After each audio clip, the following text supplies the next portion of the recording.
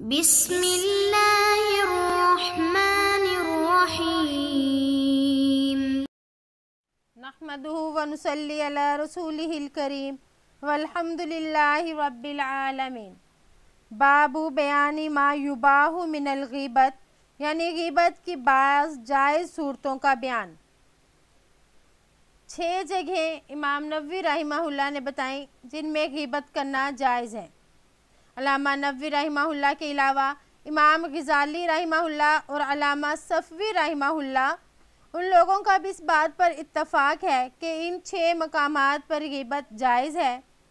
نیز علامہ ابن عابد شامی رحمہ اللہ نے در المختار کے حاشیہ میں 4 کا مزید اضافہ کر کے 10 صورتیں تحریر کی ہیں، اور اس کو علامہ نووی نے شرح مسلم میں بھی ذکر کیا، اور اسی طرح علامہ عبدالحی فرنگی نے اپنے کتاب میں بھی ان کا ذکر کیا۔ اس پر ایک مفصل رسالہ لکھا جس کا اردو میں ترجمہ بھی ہو چکا کہ غیبت کیا ہے، اور اس کے نام سے وہ شائع ہو چکا۔ تو یہاں سے وہ یہ 6 مقامات بتا رہے ہیں۔ اعلم ان الغیبت تباح لغرض صحیح شرعی لا يمكن الوصول الیہ الا بها وهو بستة اسباب۔ معلوم ہونا چاہیے کہ کسی صحیح شرعی مقصد کے لیے غیبت کرنا جائز ہے، جبکہ اس کے بغیر اس تک پہنچنا ممکن نہ ہو، اور اس کے 6 اسباب ہیں۔ الاول التظلم، فيجوز للمظلوم ان يتظلم الى السلطان والقاضي وغيرهما ممن له ولایة او قدرة على انصافه من ظالم فيقول ظلمني فلان بكذا۔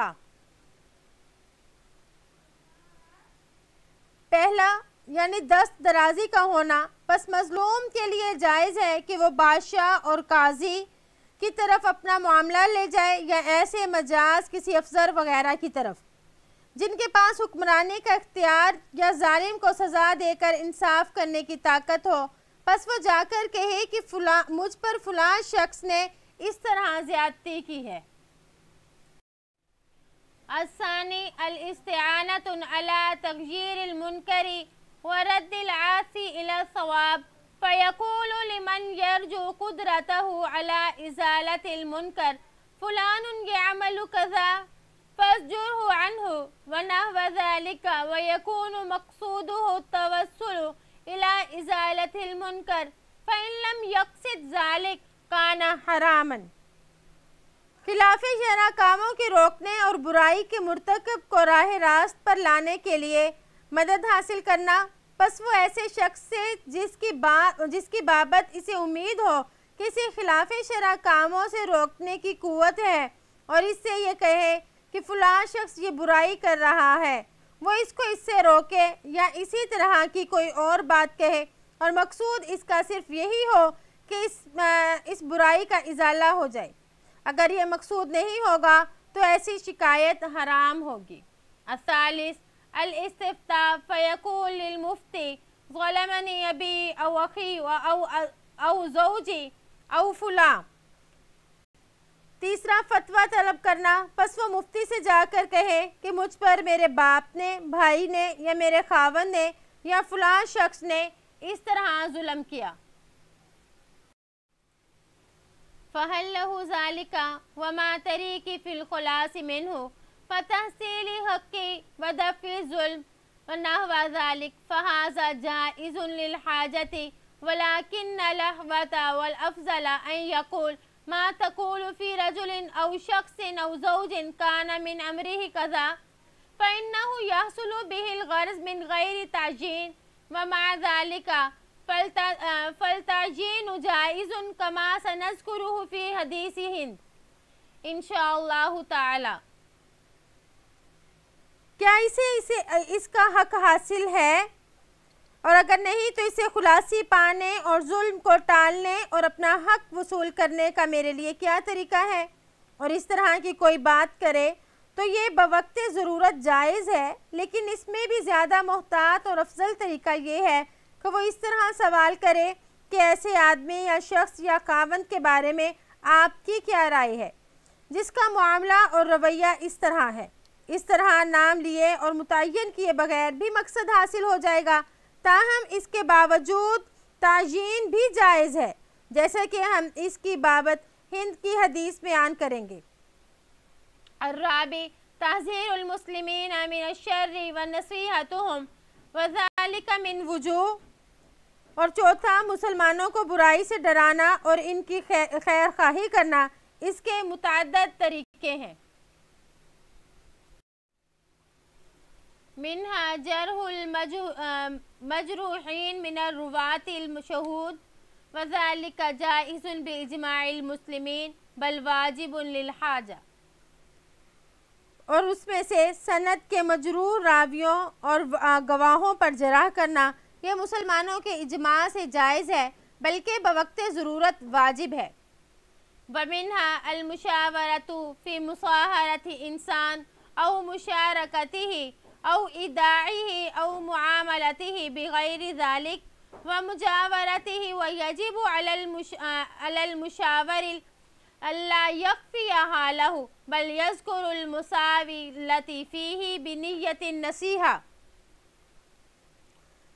اور اس میں سے ہے کہ ایک دوسرے سے مشورہ کرنا ہے تو جس شخص سے مشورہ کیا جائے اس کے لیے ضروری ہے کہ وہ کوئی بات نہ چھپائے بلکہ خیر خواہی کی نیت سے وہ تمام برائیاں بیان کر دے جو اس میں موجود ہوں۔ ومنها إذا رأى متفقها يتردد إلى مبتدئ أو فاسق يأخذ عنه العلم وخاف أن يتضرر المتفقه بذلك فعليه نصيحته ببيان حاله بشرط أن يقصد النصيحة، وهذا مما يغلط فيه، وقد يعمل المتكلم بذلك الحسد ويلبس الشيطان عليه ذلك ويخجل إليه إنه نصيحة فليفتن لذلك۔ اور اسی میں سے ہے کہ جب ایک شخص اس طالب علم کو دیکھے کہ وہ شریعت کا علم حاصل کرنے کے لیے کسی بدعتی یا فاسق کے پاس جاتا ہے اور وہ یہ اندیشہ محسوس کرے کہ طالب علم کو اس بدعتی یا فاسق سے نقصان پہنچے گا، پس اس کے لیے ضروری ہے کہ وہ اس کا حال بیان کر کے اس کی خیر خواہی کرے، بشرط کہ مقصد صرف خیر خواہی ہی ہو، اور یہ معاملہ ایسا ہے کہ اس میں عام طور پر غلطیوں کا ارتکاب کیا جاتا ہے۔ کبھی تو حسد انسان کو ایسی بات کرنے پر آمادہ کرتا ہے، لیکن شیطان اس معاملے کو غلط ملت کر دیتا ہے اور اس کے دماغ میں یہ بات ڈالتا ہے کہ یہ خیر خواہی ہے، اس لیے انسان کو ہوشیار اور بیدار رہنے کی ضرورت ہے۔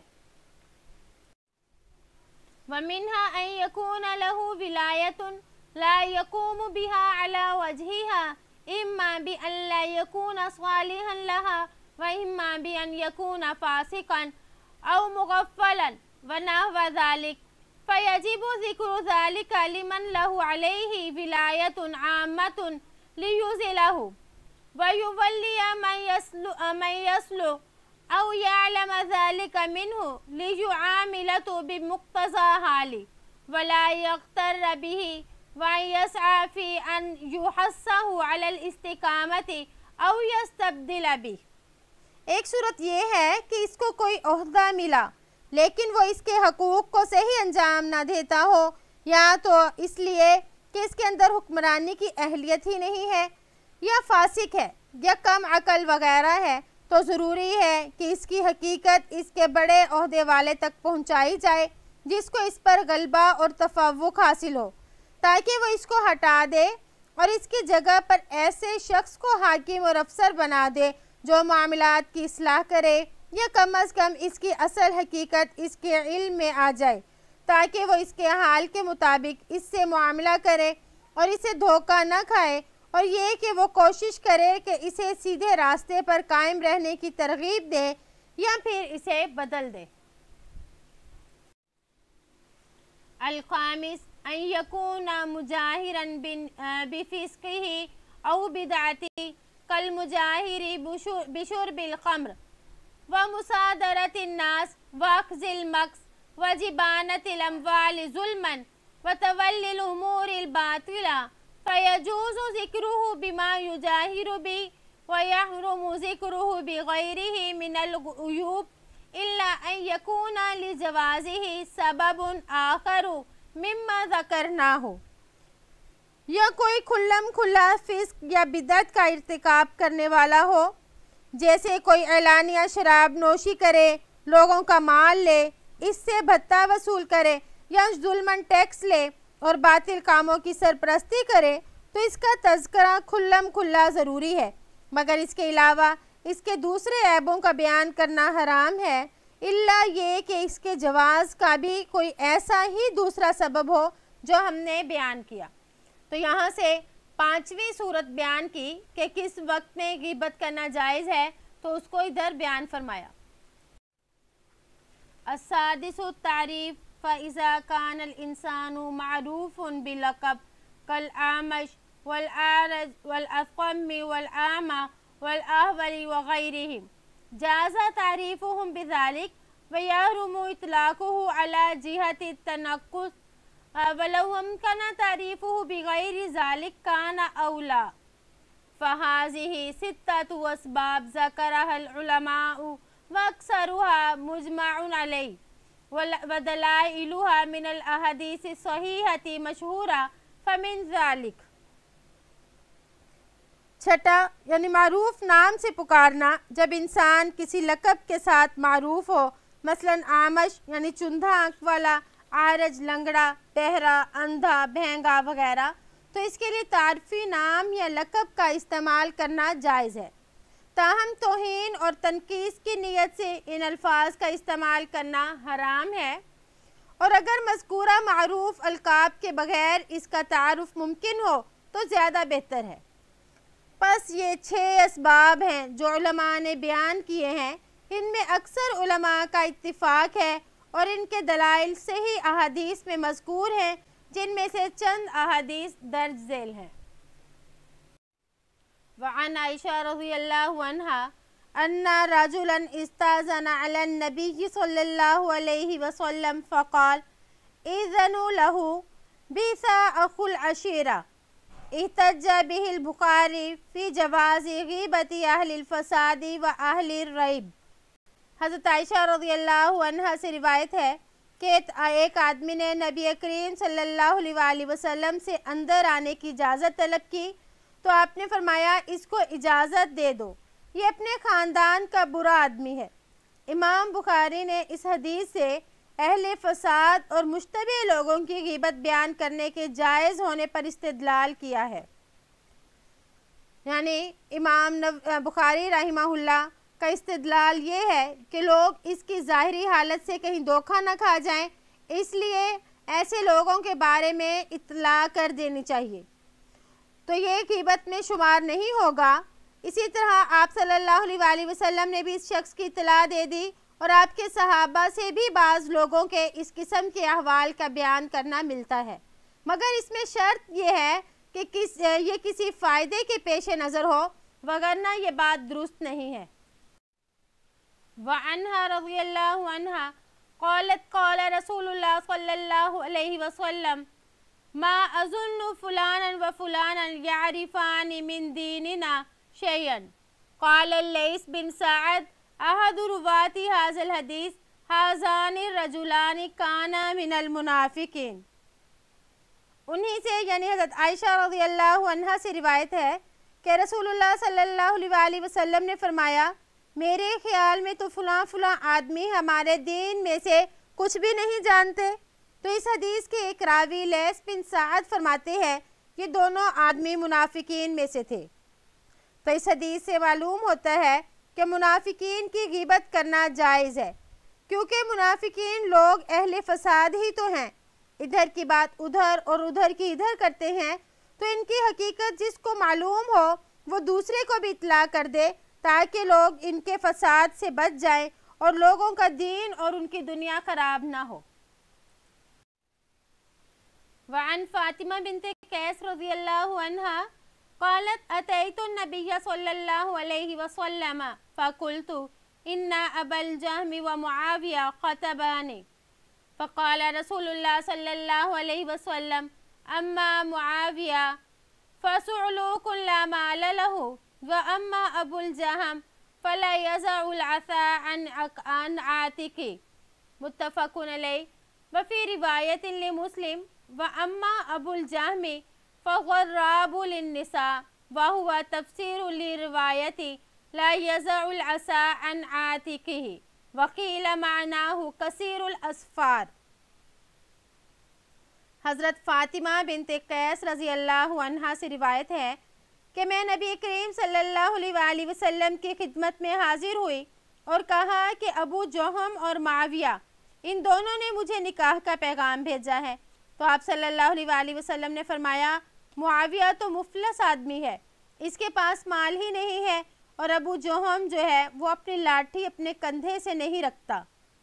مسلم کی ایک روایت میں ہے لیکن ابو جہم تو عورتوں کو بہت مارنے والا ہے, اور یہ تفسیر ہے پچھلی روایت کے الفاظ کی کہ وہ تو اپنی لاٹھی اپنے کندھے سے نہیں اتارتا, اور بعض کے نزدیک اس کے معنی ہے کثرت سے سفر کرنے والا ہے. تو اس میں جو فرمایا کہ انا ابا الجہم فلا یضع العصا عن عاتقی, یعنی اپنے لاٹھی اپنے کندھے سے نیچے نہیں رکھتا, تو مراد اس سے یہ کہ ابو جہم مارنے والے ہیں اور تیز مزاج کے ہیں, اس لیے تمہارا نباہ ان سے مشکل ہو جائے گا. اور معاویہ فقیر آدمی ہیں, ان کے پاس بھی کچھ نہیں, اس لیے ان کے ساتھ بھی تمہارا نباہ مشکل ہوگا. اس حدیث سے معلوم ہوا کہ شادی سے پہلے جس کو جو حال معلوم ہو تو وہ دوسرے کو صحیح صحیح بتا دے, تو یہ غیبت نہ ہوگی جبکہ مقصد خیر خواہی ہو, اور اس میں کسی کو ذلیل کرنا یا اس کی کوئی کمی بیان کرنا مقصد نہ ہو. اور پھر حضرت فاطمہ بنت قیس کی شادی آپ صلی اللہ علیہ وآلہ وسلم نے حضرت اسامہ سے کروا دی, جو بہت زیادہ کامیاب شادی ہوئی. اس حدیث کی راویہ حضرت فاطمہ بنت قیس ہیں, ان کا نام فاطمہ, والد کا نام قیس ہے, اور والدہ کا نام امائمہ بنت ربیعہ تھا. یہ قبیلہ بنی کنانہ سے تعلق رکھتی تھی. ان کا پہلا نکاح ابو عمر بن حفص سے ہوا, اور اسلام کے ابتدائی زمانے میں یہ مسلمان ہوئی. ان کے شوہر نے 10 ہجری میں ان کو طلاق دے دی, تو انہوں نے عدت بھی حضرت عبداللہ ابن ام مکتوم کے گھر گزاری. پھر دوسرا نکاح آپ صلی اللہ علیہ وآلہ وسلم نے حضرت اسامہ رضی اللہ عنہ سے کرا دیا. تو کہتی ہیں کہ ہماری آپس میں اتنی محبت تھی کہ میں قابل رشک بن گئی. اور 23 ہجری میں جب حضرت عمر رضی اللہ تعالیٰ عنہ کا انتقال ہوا تو مجلس شورا کا اجلاس ان کے مکان میں ہوا کرتا تھا. ان سے تقریباً 34 احادیث مروی ہیں. وعن زید بن ارقم رضی اللہ عنہ قال خرجنا مع رسول اللہ صلی اللہ علیہ وسلم فی سفر اصاب الناس فیہ شدہ فقال عبداللہ بن ابی لا تنفقوا على من عند رسول اللہ حتى ينفذوا وقال لئن رجعنا الى المدینہ لا يخرجن الاعز منها. حضرت زید بن ارقم رضی اللہ عنہ روایت کرتے ہیں کہ ہم رسول اللہ صلی اللہ علیہ وآلہ وسلم کے ساتھ سفر میں باہر گئے. اس میں لوگوں کو بہت سختی پہنچی, تو عبداللہ بن ابی نے کہا تم رسول اللہ کے ساتھیوں پر اپنا مال مت خرچ کرو تاکہ وہ خود ہی منتشر ہو جائیں. اور اس نے کہا کہ اگر ہم مدینہ واپس پہنچ گئے تو بے شک ہم میں سے زیادہ عزت والے وہاں سے ذلیلوں کو نکال دیں گے. فَأَتَيْتُ رَسُولَ اللَّهِ صَلَّى اللَّهُ عَلَيْهِ وَسَلَّمَ فَأَخْبَرْتُهُ بِذَلِكَ فَأَرْسَلَ إِلَى عَبْدِ اللَّهِ بِنْ أُبَيَّ فَاجْتَهَدَ يَمِينَهُ مَا فَعَلَ فَقَالُوا كَذَبَ زَيْدٌ رَسُولَ اللَّهِ صَلَّى اللَّهُ عَلَيْهِ وَسَلَّمَ فَوَقَعَ فِي نَفْسِ مِمَّا قَالُوهُ شِدَّةٌ حَتَّى أَنزَلَ اللَّهُ تَعَالَى تَصْدِيقِ إِذَا جَاءَكَ الْمُنَافِقُونَ ثُمَّ دَعَاهُمُ النَّبِيُّ صَلَّى اللَّهُ عَلَيْهِ وَسَلَّمَ لِيَسْتَغْفِرَ لَهُمْ فَلَوُّوا رُؤُوسَهُمْ. تو میں رسول اللہ صلی اللہ علیہ وآلہ وسلم کی خدمت میں حاضر ہوا اور آپ کو اس کی یہ بات بتا دی. پس آپ نے عبداللہ بن ابی کو پیغام بھیج کر بلوایا تو اس نے پختہ قسم کھا کر کہا کہ اس نے ایسا نہیں کہا. تو لوگوں نے کہا زید نے آپ سے جھوٹ کہا. پس میرے دل میں لوگوں کی بات سے بہت سخت رنج ہوا یہاں تک کہ اللہ نے میری تصدیق میں صورت نازل فرمائی اذا جاءک المنافقون. اس کے بعد آپ صلی اللہ علیہ وسلم نے ان کو یعنی منافقین کو بلایا تاکہ آپ صلی اللہ علیہ وسلم ان کے لیے استغفار کریں، لیکن انہوں نے اعراض کیا اور اپنے سروں کو پھیر لیا. مفسرین کہتے ہیں کہ یہ واقعہ 6 ہجری کا ہے اور بقول علامہ قتادہ اور عروہ کے یہ 5 ہجری کا واقعہ ہے جب غزوہ بنی المستلق پیش آیا تھا. تو اس وقت عبداللہ بن ابی جو منافقوں کا سردار تھا اس نے کہا کہ آپ صلی اللہ علیہ وسلم پر اور آپ کے صحابہ پر مال خرچ نہ کرو، کیونکہ یہ غریب اور مفلس لوگ ہیں، اگر ان کو ہم مال وغیرہ کے ذریعے مدد نہ دیں گے تو خود ہی یہ منتشر ہو جائیں گے. اور پھر اس نے کہا کہ عزت دار لوگ مدینہ سے ذلیل لوگوں کو نکال دیں گے کہ نعوذ باللہ جو مہاجرین اور آپ صلی اللہ علیہ وسلم ہیں یہ مدینہ میں نہیں رہیں گے، تو خود کو اس نے عزت دار کہا. یہ ساری باتیں حضرت زید بن ارقم رضی اللہ عنہ کے سامنے ہی عبداللہ بن ابی نے کہی تھی. تو اس وقت حضرت زید بن ارقم 9 عمر تھے. انہوں نے یہ ساری باتیں آپ کو بتا دیں. تو اس سے معلوم ہوا کہ منافقین کی سازشوں اور چالوں کو بیان کرنا غیبت نہیں ہے، بلکہ ان کی ان باتوں کو ظاہر کرنا مسلمانوں کے مفاد میں ہے تاکہ مسلمان ان کے فتنوں سے بچ جائیں.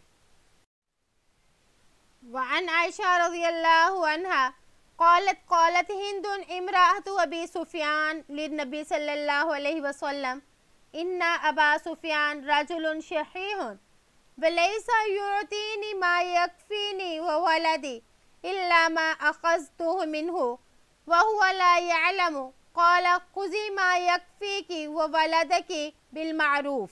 حضرت عائشہ رضی اللہ عنہا سے روایت ہے کہ حضرت ابو سفیان رضی اللہ عنہ کی بیوی حضرت ہندہ رضی اللہ عنہا نے آپ صلی اللہ علیہ وسلم سے عرض کیا ابو سفیان بخیل آدمی ہے، وہ مجھے اتنا خرچہ بھی نہیں دیتے کہ مجھے اور میرے بچوں کو کافی ہو جائے، مگر یہ کہ میں خود ان کے علم کے بغیر ان کے مال میں سے کچھ لے لیتی ہوں. تو آپ صلی اللہ علیہ وسلم نے فرمایا دستور کے مطابق جو تمہارے اور تمہاری اولاد کے لیے کافی ہو جائے وہ لے لیا کرو. اس حدیث سے فقہاء نے متعدد مسائل نکالے. مطلب نمبر 1 مرد پر اس کی بیوی اور نابالغ بچوں کا نفقہ واجب ہے. نفقہ بقدر ضرورت اور حاجت ہونا چاہیے. ضرورت کی وجہ سے اجنبی عورت سے بات کرنا جائز ہے. مسئلہ پوچھتے ہوئے اگر کوئی غیبت کی بات ہو تو یہ غیبت نہیں ہوگی. بیوی کا خرچہ پورا نہ ہو تو بقدر ضرورت وہ شوہر کے مال سے لے سکتی ہے، اور عورت کو اپنی ضرورت کے تحت گھر سے نکلنا بھی جائز ہے. امید ہے کہ آپ کو آج کا سبق سمجھ آ گیا ہوگا. السلام علیکم ورحمۃ اللہ وبرکاتہ.